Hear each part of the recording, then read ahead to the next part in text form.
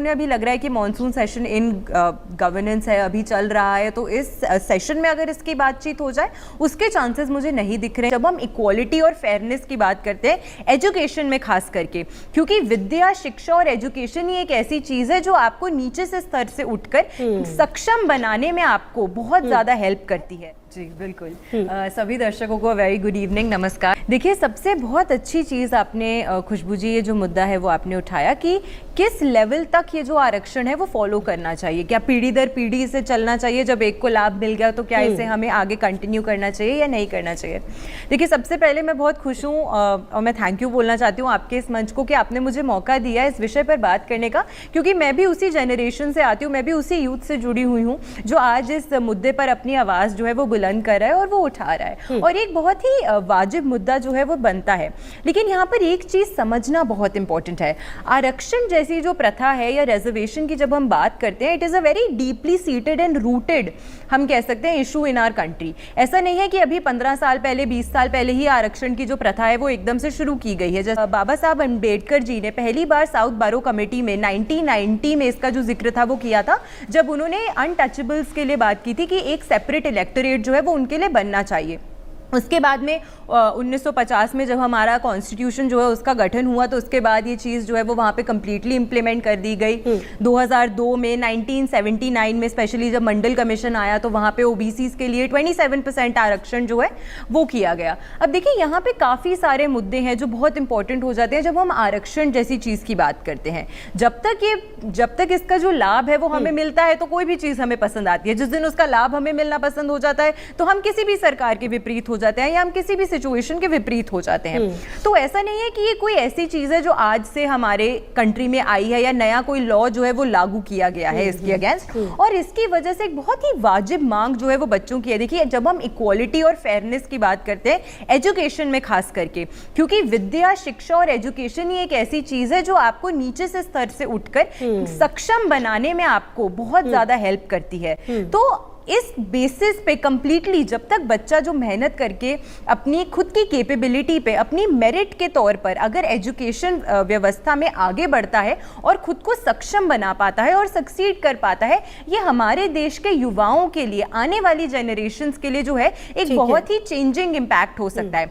लेकिन अगर मैं यहाँ पे एस्ट्रोलॉजी की बात करूं, देखिए, मंगल का जो गोचर है वो अभी हमारे देश की कुंडली में लग्न भाव से हो रहा है राहु के ऊपर से। मंगल है युवा, राहु है भड़काने का काम करना, गुमराह करना, और साथ में ये गोचर जो है वो 2 अगस्त तक रहेगा। इसके बाद हमारी देश की कुंडली में मंगल द्वितीय भाव में स्थित है। तो जब मंगल का ट्रांजिट सेकंड हाउस से होगा, यानी कि मंगल का गोचर मंगल के ऊपर से, सितंबर तक आप देखेंगे कि ऐसी जो स्थितियां हैं प्रोटेस्ट की, ये मैंने आज नहीं, मैंने लास्ट ईयर से आपको कहा था कि आने वाले समय में आप देखेंगे युवाओं का जो मन है वो बहुत ज्यादा भड़कने की तरफ, बहुत ज्यादा आक्रोश की तरफ जाएगा, क्योंकि मंगल प्रभावित है।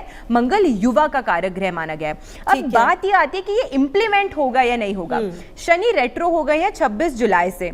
बहुत लोगों ने कहा था कि 22-23 जुलाई निकल गई, प्रोटेस्ट खत्म हो गया। क्या ये प्रोटेस्ट वाकई समाप्त होगा? नहीं, क्योंकि शनि जनतंत्र का कारक है, लोकतंत्र का कारक है, और जब ये ग्रह वक्रीय हो जाता है, जो हमारे देश की कुंडली के एकादश भाव में हो रहा है, ये रिकग्निशन का भाव है, उच्च एजुकेशन का भी भाव माना गया है। शनि का यहाँ रेट्रो होने से क्या होगा, जो गड़े हुए मुद्दे थे, जो ऐसे मुद्दे थे जो पहले उठाए गए लेकिन उन पे बात नहीं हुई, वो मुद्दे फिर से उठते हुए नजर आएंगे। लेकिन क्या इन पे इंप्लीमेंटेशन हो गया? नहीं, उसकी भी हम चर्चा। देखिए सैवी जी, जो बात आचार्य कह रहे, मैं उसी से लेकर आती हूँ। कह रहे ना कि युवाओं को समझना होगा, जो आज की जेनजी जिसकी बात हम करें, कई देशों में तो हमने देखा सत्ता परिवर्तन कर दिया, नेपाल से लेकर बांग्लादेश तक, बांग्लादेश से लेकर और भी कई जगहों पर सत्ता तक बदल दी है जेनजी ने।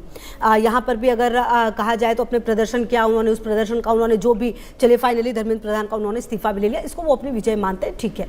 जो आज का युवा है, क्या ये समझेगा कि आरक्षण कितनी बड़ी बेड़ी है देश के लिए, समाज के लिए, और अगर हमें आगे बढ़ना है तो हमें इस चीज के लिए लड़ना होगा कि सबको एक शिक्षा दो, सबको एक व्यवस्था दो, और उसके बाद जो आगे निकले उसे निकलने दो। बिल्कुल, मैं आपकी इस बात से पूरी तरीके से सहमत हूँ और होना भी यही चाहिए खुशबू जी। देखिए, जब हम फेयर एजुकेशन की बात करें तो वो हर एस्पेक्ट में फेयर होनी चाहिए। हाँ। फिर ऐसा नहीं होना चाहिए कि अगर एक 100 बच्चों की क्लास है, वहाँ पे 60 सीट्स ऑलरेडी बुकड है एक सेक्शन के लिए और 40 सीटों के बीच में जो जनरल कैटेगरी के बच्चे हैं, जो आर्थिक रूप से भी सशक्त हैं या जो अन्य किसी ऐसे परिवार से आते हैं जहाँ उन्हें दूसरे प्रावधान नहीं मिलते, तो वो उन्हीं मात्र 40 सीटों के बीच में जूझते हुए रह जाएं।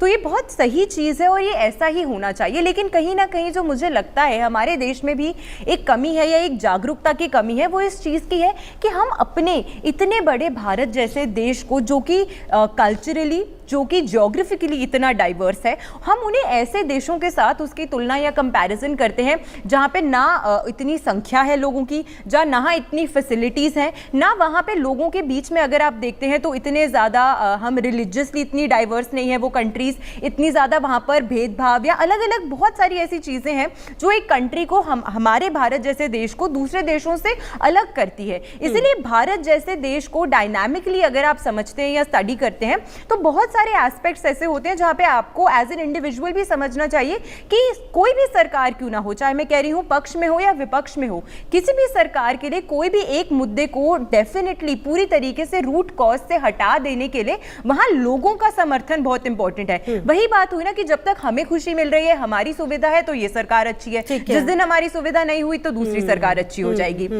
तो ये बिल्कुल सच बात है और ये बिल्कुल इंपॉर्टेंट है और मुझे लगता है कि हमारा आज का जो एजुकेटेड यूथ है वो इस चीज को समझता है, इस चीज की इंपॉर्टेंस को समझता है। मैं एक चीज जरूर कहना चाहूंगी कि जैसे आप देखेंगे अभी का भी जो रिजर्वेशन सिस्टम है, वहां पे ईडब्ल्यूएस कैटेगरी को सिर्फ मात्र 10% मिलता है, बाकी सारा आरक्षण जो है वो अन्य कैटेगरीज में डिस्ट्रीब्यूट हो जाता है। देखिए, वो बच्चे जो शहीदों के बच्चे हैं, जो इनके माता पिता फौज में रहे हैं, अब नहीं रहे इस दुनिया में, स्पेशली एबल्ड जो बच्चे हैं, उन लोगों के लिए या नौकरी में स्पेशली एबल्ड लोगों के लिए, इन लोगों के लिए आरक्षण जो है वो आम आदमी से भी ज्यादा इंपॉर्टेंट हो जाता है। तो इन चीजों को अगर मुद्दा बना के जो जनता है या जो यूथ है या जो युवा है वो अपनी जायज मांग अगर आगे रखेगी तो मुझे पूर्ण विश्वास है कि हमारे प्रधानमंत्री या जो सत्ता में लोग बैठे हैं वो उनको जरूर सपोर्ट करेंगे। आप ये भी बताएं कि क्या आपको आजकल का युवा, जिस तरीके से हमने देखा जंतर मंतर पर प्रदर्शन करते हुए, अपने हक की लड़ाई लड़ते हुए, आने वाले समय में आरक्षण को लेकर कुछ बड़ा करते हुए नजर आती? बिल्कुल, मुझे 100% करते हुए नजर आ रहे हैं। देखिए, इसका रीजन क्या है, मैंने आपको अभी बताया,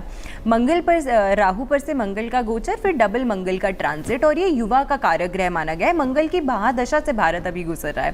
सितंबर तक जो स्थितियां हैं वो आपको इसी प्रकार से देखने को मिलेंगी और खास करके हमारे देश का नॉर्थ से लेके ईस्ट तक, यानी कि उत्तर से लेके पूर्व तक का जो भाव है वो सबसे ज्यादा इन चीजों से आपको इंपैक्टेड होता हुआ नजर आ रहा होगा। दूसरी चीज ये है कि अगर उन्हें अभी लग रहा है कि मॉनसून सेशन इन गवर्नेंस है, अभी चल रहा है, तो इस सेशन में अगर इसकी बातचीत हो जाए उसके चांसेस मुझे नहीं दिख रहे हैं और ये मैं ग्रह दशा के अनुसार बोल रही हूँ। हो सकता है कि जो शीत सत्र आए, जब फिर से पार्लियामेंट जो है वो चले, तो वहां पर कहीं ना कहीं इस बात को, वो भी सिर्फ इसी वजह से क्योंकि यूथ जो है वो अब इसमें इन्वॉल्व हो रहा है और एक बहुत अग्रेसिव तरीके से इन्वॉल्व हो रहा है, तो कहीं ना कहीं उनकी इस ग्रीवेंस को, उनकी इस समस्या को या उनकी समस्या के समाधान निकालने के लिए या उनके मन में एक क्लैरिटी लाने के लिए अगर हमारे देश के जो सदन है उसमें उच्च सत्ता पे बैठे लोग अगर इसका मुद्दा जो है वो उठाते हैं या बात कर सकते हैं, उसके चांसेस मुझे नजर आते हैं। लेकिन देश भर में आप देखेंगे कि अभी प्रदर्शन की स्थितियां, एक बात खत्म होगी दूसरा प्रदर्शन शुरू हो जाएगा, चाहे किसान हो, चाहे आरक्षण हो, ऐसे अन्य आपको मुद्दे देखने को मिलेंगे।